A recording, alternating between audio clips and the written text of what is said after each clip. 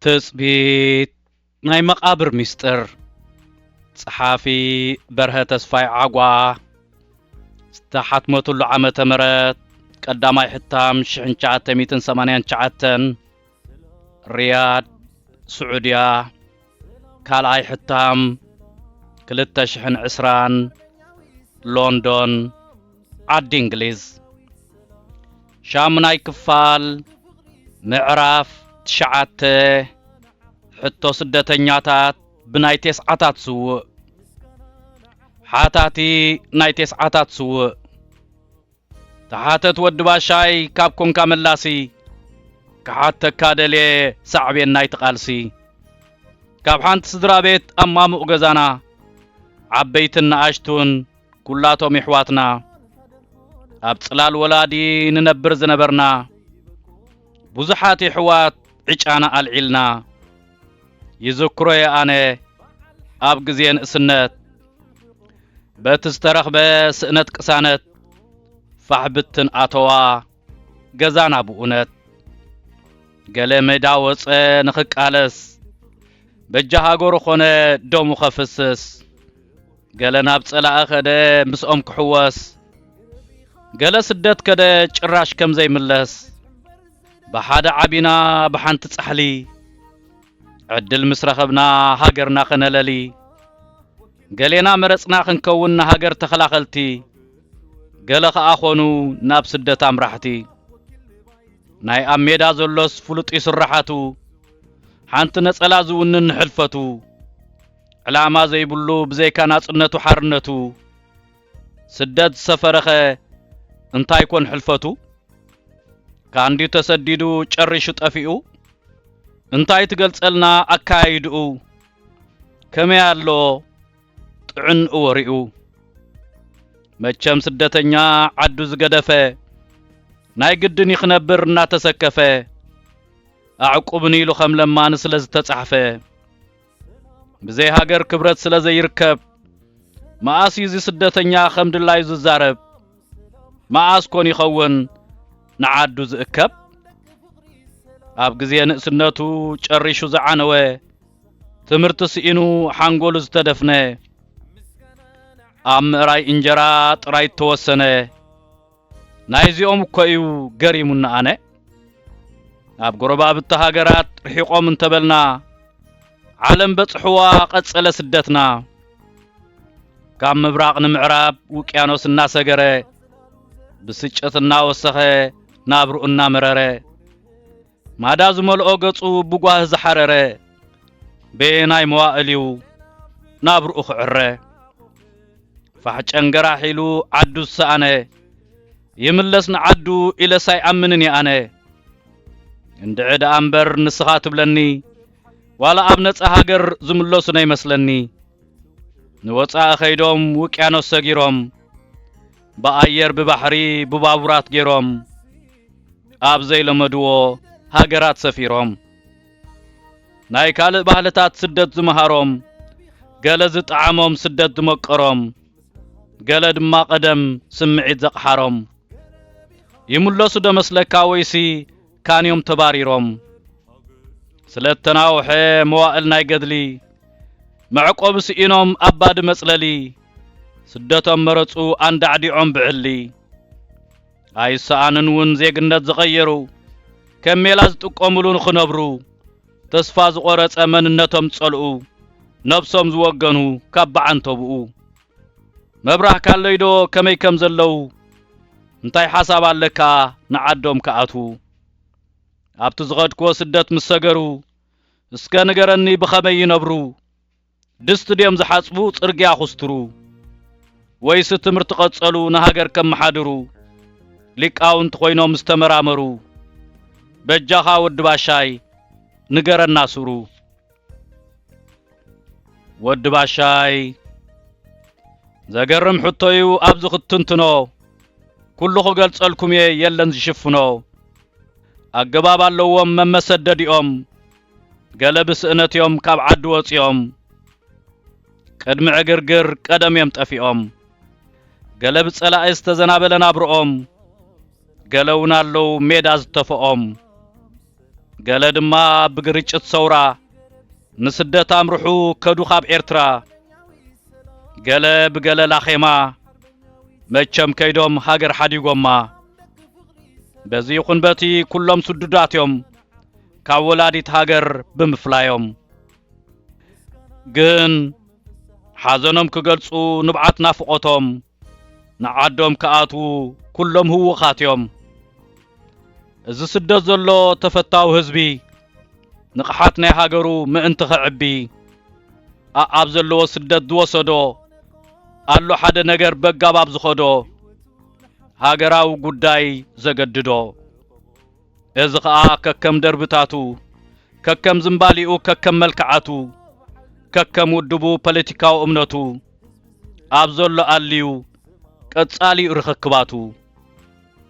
ጽንዓት ንኸሓድሮ እምንቶ ኣብ ሃገር ደርብታት ተፈጥሮሉ ንኹሉ ዘጥምር ካብ ጉባኤ ናብ ጉባኤ ክሰጋገር ክመርጽ ክምረጽ ንጽንዓት ማሕበሩ ኣብ ዝተመርጸ ቦታን ግዜና ገበሩ ዘይበርሀ መትከል ከነጽሩ ብሕሉፍ ተመክሮ እናተመሃሩ ብጻማራ ሃጾም ገድሎም ንኸኽብሩ በዚ ተጠርኒፎም ኣብ ስደት ይነብሩ ሳዕ ክንድዚ ነትዑጡቕ ተጋዳላይ ምእንቲ ሃገረይ ክስዋዕ ባህላይ ተረርቲ ዓንዲ ሕቆ ስለ ዝኾንዎ ቀሲኒ ቃለስ እሙንቶ ሃልይዎ በዓል ዓዲ ብደሙ በዕጽምቱ በዓል ስደት ብገንዘቡ ብጥሪቱ ኩሊ ቃለስ ከከም ክእለቱ ዓዲ ገዲፉ እንዳመን ከኣቱ መልክዕ ተዋህበን ህዝባውያን ማሕበራት ከም በዓል ማሕበር ተመሃሮ ብምምስራት ኩሉ ኤርትራዊ ተመሃራይ ዘብኡ ማሕበር ብምግባር ተዋጺኡ ከም ማሕበር ቆይሙ ፈጺሙ ወዲኡ ብጽንዓት ደው ይብል ኣብ ሰውርኡ ማሕበር ደቂ ኣንስትዮ ኤርትራ ኣዝዩ ዝማዕበለ ኣውራ ንድርብ ጭኮና ዝጻረራ ብወጻኢ ዝምድና ምስ ኩለን ማሕበራት ማሕበር ደቂ ኣንስትዮ ብምምስራት የጠራንፈንዩ ንኹለን ጭኩናት ምሸቃላይ መንእሰይ እናተራኸባ ብዛዕባ ሃገራዊ ጉዳይ ንኽሓስባ ማሕበረን ወኪለን ንጉባኤ ቀርባ ምስተዓዲ ዘሎ ማሕበር ሓረስቶት ዓንዲ ሕቆ ሰውራ ዝዓበየ ማእቶት ቃል ኪዳን እትዋትዮም ንሃገራዊ ዕቤት እምበኣር ዝተሰደደ ፍቱው ወዲ ሃገር ብኸምዚ ተጠርኒፉ ኣብ ስደት ይናበር بمصحيت الراخب بهاجراو زينا اب غباي الراخب ام معباله هاجرنا ازي اتممرحي نحفاش زطرنف ملكتنا عوت قال استاد صفف اب زطرنا فزي فصيمم زي امنو بوزحات አለው ነብሶም ዝወሰኑ ከም ትዝበልኩኻ አቀድም አቢለ በሜዳ ዝወጸሞ ጉዳይ ዘይተአለ ብንጹህ ልቡ ኽቃለስና በለ በቶም ዝሓለፉ ናይ ሜዳ ምዕባለ ኣብ ዘይደለየ ሰዓት ካብ ሜዳ ዝተፈልየ ግዜ ዝበደሎ ጸላእዩ ዘየለለ ቁሊሕና በለ ንድሕሪት ስደት ተኸፍተሉ ንቅድሚት ካንሸሎ ዝተኸፍተ ምእንትኡ መታን ንኽኸይድ ሓዲጉ ሰውርኡ ዓዘፍዘፊሉ ዘረብኡ ወዲኡ ንስደት ዘምርሐ ኣብ ዘይዕላምኡ ግዜ ስኢኑ ዓዊሉ ኸይዛረብ يحلفو غزيو مسدت يربارب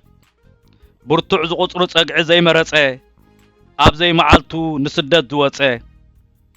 بزح قصرو صقوم زي فلطو ውቅያኖስ ክሰግር ቀልጢፉ ሰለጦ ሃገራው ጉቡኡ ንህዝብና በርከተ በሓጺር ግዜ ንድሕሪት ዝተጎተተ ምስሙሉእ ስምዒት ምስሙሉእ ጉልበቱ ኣብ ዘይሓሰቦ ሰዓት ንድሕሪት ተጎቲቱ ዘይተዳለወ ሰብ ንስደት ዘይሓሰቦ ንርእሱ ኣዝኒኑ ይነብር በሓቦ ኣስናኑ ሓርቂሙ ከንፈሩ ዝነኸሰ ጠርናፍስ ኣነ በሓሳብ ዝሓንከሰ ኣብቲ ዘይኣተወ ኣብቲ ዘይተጸግዐ ጻማ ነዊሕ ቃልሱ ብኾንቱ ዝተበልዐ ኣብ ዘንጠቐስክዎን ህዝባውያን ማሕበራት ኢዱ ኣይሓወሰን ንስምብራት ኣይተርፎን ግን ውዒሉ ሓዲሩ ሕሉፍ ተመክርኡ ኣልዒሉ ኣንቢሩ ንምንታይ ተሰዲዱ ሓሲቡ መርሚሩ ንሕሉፍ ቃልስታት ኣስተውዒሉ ዘኪሩ እንታይ ኣሎ ሕጂ ቀደም ከንታይ ነይሩ ንጥቕሚ መን እዩ እዚ ተፈጢሩ ብኸመይ እዩ ኸ እዚ ተዋፊሩ ረቂቕ ናይ ስደት መሃንድስ መን እዩ ነይሩ ተዓዊቱ ዲ ወይስ ከሲሩ ብመዓልቲ እዩ ክግለጽ ሚስጥሩ ኣይተርፎን እዩ ክፍረድ ውዒሉ ሓዲሩ ንሓደ ራሱ ወኣት ዘኪሩ እዝን ከምዝ ንኹሉ መርሚሩ ውሳኔ ክህልዎ እዩ ኣይትጠራጠሩ ምስ ምዕባለ ሃገር መስመሩ ኸቕንዖ ባዕሉ ንባዕሉ ነፍሱ ክሰርዖ ብቂም ዘይኮነስ ብዕግበት ግዜ ዝጠልቦ እዩ ብቕጽበት ዕድል ኣለዎ ንኹሉ ክመራመር እንተ ደኣ ኩሉ ሓሲቡ ንድሕነት ሃገር ብእምንቶይ ሚዛነይ ከለሊ በዳሊ ይኹን ተበዳሊ ክሓውል ተኾይኑ ናይ ክልቲኦም ቁስሊ መድረኽ ካብ ኮነ ቁፅሪ ስደት ዘብዝሖ ሕጂ እውን መድረኽ እዩ ንኹሉ ዝፈትሖ ዝሓለፈ ኩሉ ታሪክ ክኸውን እዩ ሓድነት ህዝቢ እውን ብመድረኽ ክውነን እዩ ካልእ ስምዒት ዘለዎ ግን ግዜ ዘይመሃሮ ካብዚ ንላዕሊ ዝግሄር ይምሓሮ ዘይጽብጸብ ተኾይኑ ዝሓለፈ ተመክሮ ገለውን ኣለው ትምህርቲ ጸገቡ ስጋዕ ፕሮፌሰርነት መዓርግ ዝረኸቡ በብዓይነቱ ዲግሪ ፍልጠት ዝቐሰሙ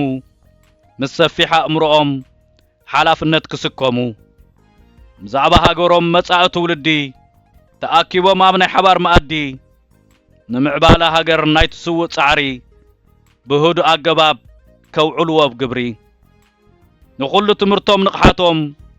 ንሃገር ከውዕልዎ ተግባር ዲግሪታቶም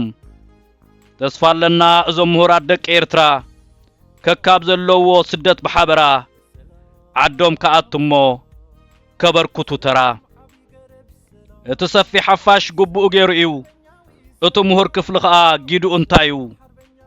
ትሕመለኻ ምሁር ትምህርትኻ ተጠቐመሉ ሓድነት ምሁራት ዓወት ይጥበልቢሉ يأتي يخون كجلجل نسورا قلباتو نتمرتو نهزبي إرترا مهور كبهال كله بعنتبو أيدلي خند أمبر أبز خزاروبو مهور اللونيح عدو حمد دمالو مهور كالو قدي هاجر زيردو مهور كالو تمرت زعشو من كماي بمالت كون النزنجعو نتعن نزدليو بزي شامبو قبرت كعواتو زدليو بناي زربا خئلت شكون هزب حمدنا لحسه بنابال بمدفعنا تمنقوسه طريتنا هبتنا غزانا نابرسه كم زبا مدحرحر كم زبا قسقاسه إلوم زبماغوتو نايزيوم كأباسه سدد زولدو رحقوم كابهاجر بعينهم كيرأيو انتاي كم زقبر سبلاح تبرعي مهورات حرحرتي بجكانا مهور يلن بحالتي بزح زحسبو سب حيل مهورو مصحفتي بخلص حساب زقلص مسواتي ازيوم ونالو كساعلوم معالتي ازيوم ايكونن غنا نهاجر زدليو مسمع بالا هاجر قالسوم زسنيو كل معبالتات هاجر زلليو بزحات مهورات ألو فيات أبدومم زعاتو ناي هاجر سكيات كاب أمي تسفانا كاب زم فتو تعدم أب قبر زوفيو مسكر كقلتهم قالونا لو نسورا بجيجا تردؤو ميداات يوم بعينهم كندزريو قل زعافو زعامنو بخمؤو أب زخونو بوتا زتصابؤو قالونا لو تسرز متكلم نسلطان زغويو حفاش زي وكلهم دحور زنباليتات مدحرحر عملهم انقفات زخونو كم إلهم أب كمزي زلو اتسدتنيا እትጥርኑፍ እዩ አሎ አብጎንና ትተረፈ ኸአ ሐቅነት ቃልስና አሚኑ ክሕቆፍ እዩ ብዙሕ ተስፋ ኣለና እንተናብራ ግና ሕሱሚ ከርተት ይብላሎ ካብ ዓድኻ ምርሓቕ መዓስ ክብረት ኣሎ ሓደ መዓልቲ ግን ሓደ ንኾነሉ ግዜ ክመጽእ እዩ አጥበል ቢሉ እዚ ናብራ ስደት ጽጉማት ይሕዋትና ብሰንኪ ባዕዳዊ ወራራ ሃገርና ዓጊብካ ክትከውን ተስፋ ይገብር እዚ ዝበልኩ ካብ ልብኻ ክሓድር ኣፍቅደለይ ከኣ ናብ ካልእ ክሰግር ሓንቲ ግን ክገልጸልካ ረሲዕልካ ነይረ ብሰንኪ ትምዕባለ ኣብ ሜዳ ተገብረ ብዙሕ ውድብ ስለ ዝተፈጥረ ኣፋሕ ዝበለ ውድብ ነናቱ እምንቶ ከከም መነጹር ገይሩ ንሰውራ ይጥሙቶ ጉጉየ ዝብል ወድባ ይረአናን ተጋጌ ዝብል ውልቀ ሰቡን ኣይሰማዕናን ሓቂ ሓንቲ እያ ከምታ ንፈልጣ ሕጂ ግን በዚሓ መልክዓ ለዋዊጣ ተጋጌ ዝብል ስለ ዝተሳእነ ህዝቢ ኣደዳ ስደት ሕማቕ ናብራ ኾነ ስምዒት ሃገር እውን ሚዛኑ ጎደለ ብሰንኪ ውድባት ምብዛሕ ህዝቢ ተበደለ ውድባው ስምዒት ልዕሊ ስምዒት ሃገር ኮይኑ ይረአሎ እንታይ ሞ ይገበር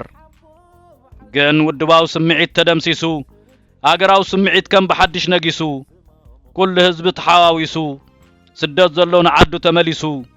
ንሰምዕ ንኸውን ኣብ ምዕባለ ኩሉ ምሁር ወደ ሃገር ንሓድነት ምስተላዕለ ሓታት ናይ ተስዓ ስውእ ብጣዕሚ ዘሕዝን እዩ ዘንብዕ ብሓቂ ፈጺሙ ኣይተራእየን ፖለቲካዊ ጽድቂ ናይ ካልእሲ ከም ካልእ ምኾነ ናይ ጽባሕ ንጉሆ ይገሪሙና ኣነ ብዙሕ እተሎኒ ዘይተኣደነ መልሲ ዘይረኸበ ብሓይሊ ዘይዳነ ኣብ ዕግበት ዘይኣምን ክሕቆፍ ዘይደሊ ጽባሕ ንጉሆ ከይኮነና ቁስሊ ምዃን ኣይመስለንን ኩሉ ንዓዱ ዝምለስ ዳግማይ ተወዲቡ ንሓርነት ድቃለስ ወትር ግዜ ቁሩብ ንኹሉ መገዲ ናይ ግድን የድልዮ ዝኸውን ኣባዲ ምግዳል ጸሊኡ ነብሱ ዝሓበአ ቅንዕና ናይ ሰውራ ብጌጋ ተረድአ ብዘይ ጥርኑፍ ሓሳብ ነብሱ ዝጎደአ መዓገበ ነይሩ ምዕባለ ምስረአ እቲ ብተንኰሉ ምድሕርሓር ዝፈቱ ባዕሉ ይኹን እንኰላይ ሰዓብቱ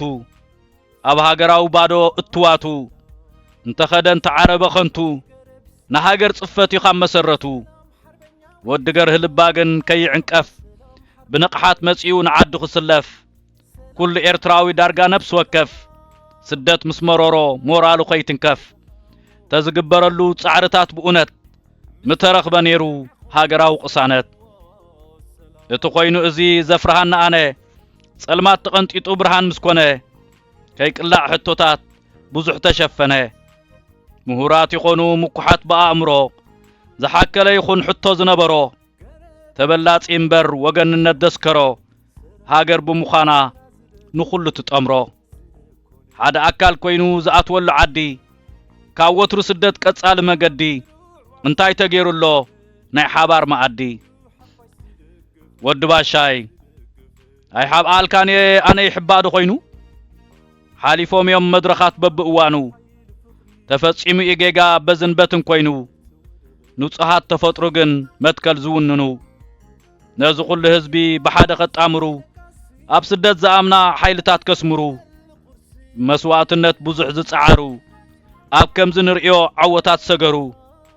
ብቐይዲ ምጓዓዝ ኣብ ምእማን ዲሞክራሲ ጥርናፈ ካብ ዕለት ናብ ዕለት ቃልሶም እናጸፈፈ ሰራዊትን ህዝብን ኣብ መትከል ተሓቕፈ ንድሕነት ህዝቦም ጻዕርታት ተገብረ ዓዲ ይኹን ስደት ዝሰፈረ ይቃለሱለዉ ክርእይዎ ማዕረ ንጥቕሚ ሓፋሽ ካብ ምዃን ሓሊፎም ኣብ ሜዳ ዓብዮም ትምህርቲ ቀሲሞም ከርተት በሉ ሓላፍነት ህዝቢ ተሰኪሞም እንታይ ርኢናሎም ናይ ብሕቲ ጥቕሞም ንኾቆም መታን ስርዓት ዲሞክራሲ ኣበይ ኣሎ ዝተረአ ካብ ዝሓይሽ ቃልሲ ኣብ ፍጹምነት ዝኣምን እንተሎ ሓላፍነቱ እዩ ርእይቱ ኸስተኻኽሎ ዓብይ ይኹን ንእሽቶ ኩሉ ነፍሲ ወከፍ ኣብ ማሕበራት ይእቶ ብጉቡእ ይጠርነፍ ካብዝን ላዕሊ ግን ኣይፋለይ ዝበለ ሓላፍነቱ እዩ ንስደት ተነቐለ ካብ ሰላም ላዕሊ ግን ሰላም ዝጽበ ክኸውን ኣለዎ ቆርበት ዝድርበ ብኻልእ እምነት ፈጺሙ ዝዓገበ ግድ የብልካን ጻማ ናይቲ ሃገራዊ ጅግና ኣብ ስደት ዘለውን ውፅዕ ህዝብና ንሕና እውን ተኾነ ኣስከሬን ተረፍና ብገብርን ብመንፈስን ሓደ ክንከውን ኢና ازغز فترا ملكع زلوا نفسي حاتيات نايت هاجر كملس كلسي معبال عقل طفيو يبلان ملاسي امنني ازيات حست عقمي بزفقدو قليص الكا زلخو تردئ كايدو حاتاتي نايت ساعات سو وتردئ كل سميعكا وفي ودباشاي حجسي اخلكا زي تعرف نفسي ملكت صنعتكا ابلع على ختبقع قبو خافصيمكا زي حلل قال سيو ابز مئكابكا يغني لي كل عجيبلو نابكا لخا سغر حتوتات كيهلو بمالت ودباشاين اتحاتاتاين كتعم ودؤ اتاخيبنيا كاب حتونا سغره بزح تمهره مخنياتو ابساتات تسوؤن اب سبعاتات تسوؤن اب سمانياتات تسوؤن اب تسعاتات تسوؤن زحلفو ناي قال سمكرو ببينو سلازنبره كابت اخيبا بزح فرمركابهم تمهرو نبعلومون تاريخاوي اسواوهم بمذكار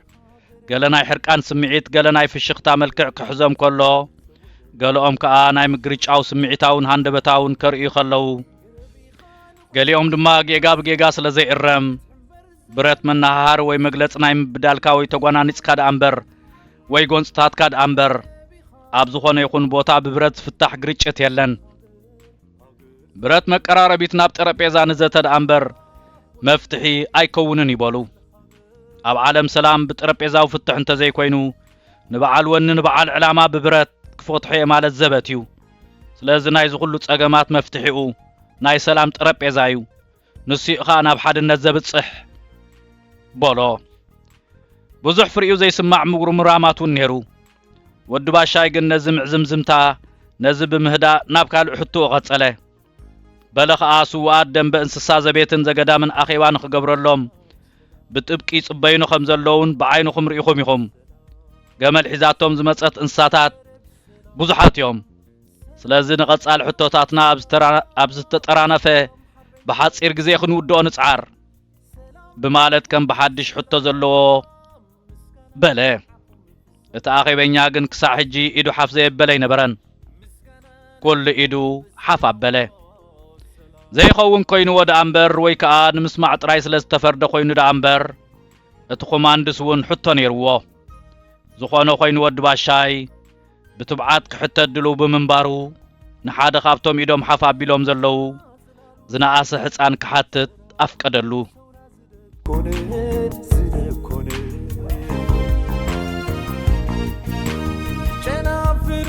وافسحا قفه بسي كندو حفاش صدقفه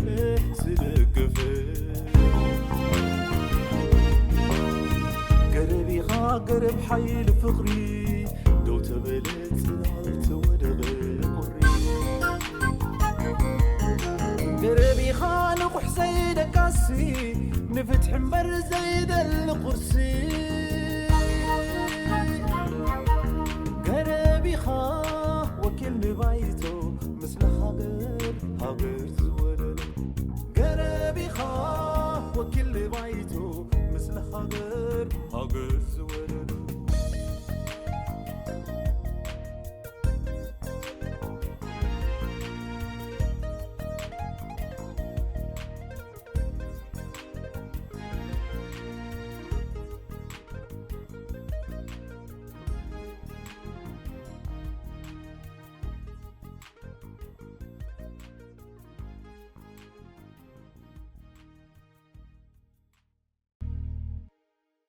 بسرات نفكرت نباب مصحفتي إرتراويان أوصأ هاجر أبي كنركب نخيلكم تشجروا السبات وحدات سايكونكمن نزل فتحنا من داي بستخال متن أوشت هاجرنا وصأن زحتم مصحفتي ناب أنببتن مقرب نزحال فشم وانت عمتات كي تحللوا كابز سرحة كالات بقدامنا تسرع سميات محتمن مكفال مصحفتي إرتراويان يوم أمربب حبريتا سميات.com ناب أمريكا كندا هاجرات إيروبان زلاخو لعلي 450 عينت مصحفتي بأشحات قدحات يركبهم سميات مشطا مصحفتي مبوقلاوያን مصحفتي بناي ترجم مصحفتي توحيطهم كيترفو زي تأدن صعري كايد مرأة نايزخا تاريخ هيوت حربኛ ቦና ወልድ አብ ወልደ ማርያም ትኮ ይሕደጎ ኪዳነ ክፍሉ ዓብደልቃድር ከቢረ፣ ሼኽ ኢብራሂም ሱልጣን፣ ዶክተር ፍጹም ገብረ ስላሴ፣ ጠበቃ ጸጋይ ኢያሱ፣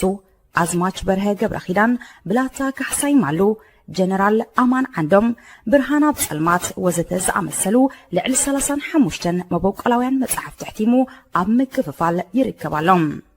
ሰማያት መሸጣ መጽሓፍቲ ዝርግሐ መጽሓፍቲ ንምድንፋዕ ንቕሓት ኤርትራውያን ክብ ንምባልን ንኤርትራውያን ጸሓፍትን ደረስትን ንምትብባዕን ኣብ መላእ ዓለም ምስ ዝርከቡ ኣብ ምሻጥን ምክፍፋልን መጽሓፍቲ ኤርትራውያን ዝነጥፉ ውልቀ ሰባትን ትካላትን ተረዳዲኡ እናሰርሐ ንዕብየት ስነ ጽሑፍ ሃገርና መሪሕ ተራ ምጽዋት ይርከብ። ናይ ቅድምን ሓድሽ መጽሓፍቲ ንምርካብ ምርጫኹም ኣብ ሕቡራት መንግስታት ኣሜሪካ ንዝመደበሩ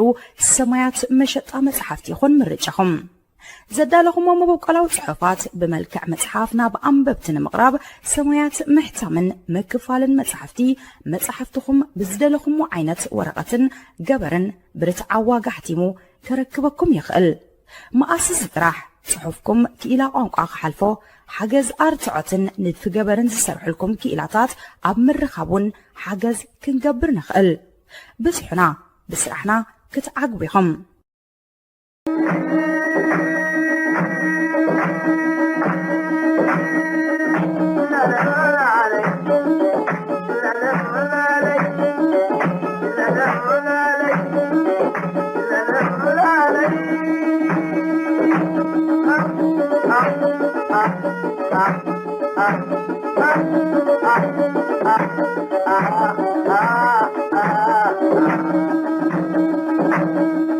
Hasta